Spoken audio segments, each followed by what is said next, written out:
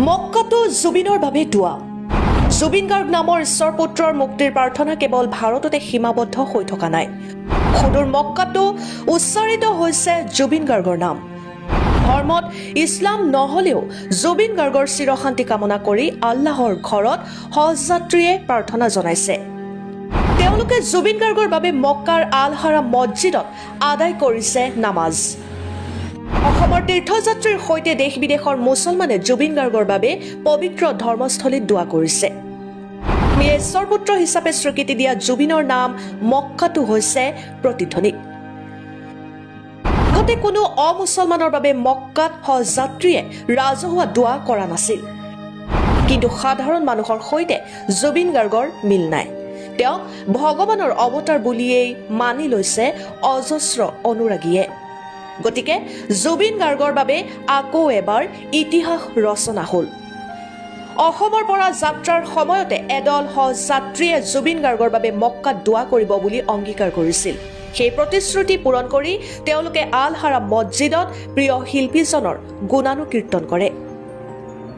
মুণ্ডন কৰি বগা অংগবস্ত্ৰ পৰিধান কৰা অসমৰ হজ যাত্ৰীয়ে পবিত্ৰ বেইতুল্লাৰ সমীপত থিয় হৈ প্ৰথমে জুবিন গাৰ্গৰ মহাপ্ৰয়াণৰ বিষয়ে বৰ্ণনা কৰিলে।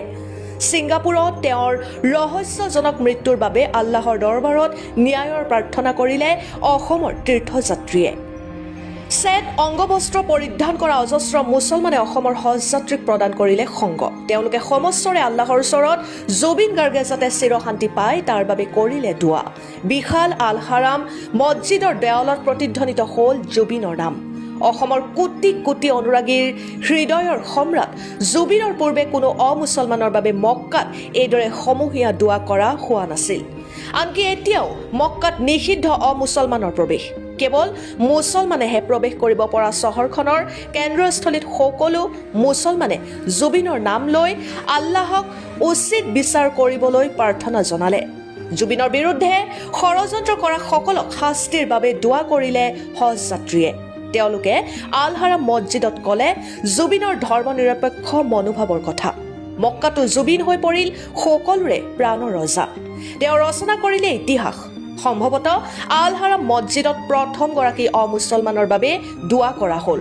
পূৰ্বে তেওঁৰ ঘৰত কোৰাণ তিলৱাত কৰি অসমৰ মুছলমানে ইতিহাস ৰচনা কৰিলে। বিশ্বৰ ভিতৰতে প্ৰথম অমুছলমান হিচাপে জুবিন গাৰ্গৰ ঘৰত কোৰাণ পাঠ কৰি আল্লাহক প্ৰাৰ্থনা কৰিছিল ইছলাম ধৰ্মীয়ে। তেওঁলোকে মক্কা পৰ্যন্ত কঢ়িয়াই নিলে জুবিন গাৰ্গৰ স্মৃতি।